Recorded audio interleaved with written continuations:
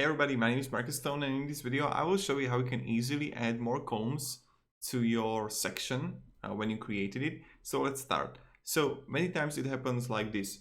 I have a header right now in Elementor, and let's say that I want to add another column in my header. So what I will do is that I will just click on the plus on the new section. I will choose only one column or more columns, it's really up to you. And when you will have it, you're gonna see like the section new, which is going to be created here. I'll delete this one here. And in navigation, and then you're gonna have like a column under the new section. What you want to do also, guys, this is really important. How to get to Navigator, you just click on the left down corner to Navigator, and you're here.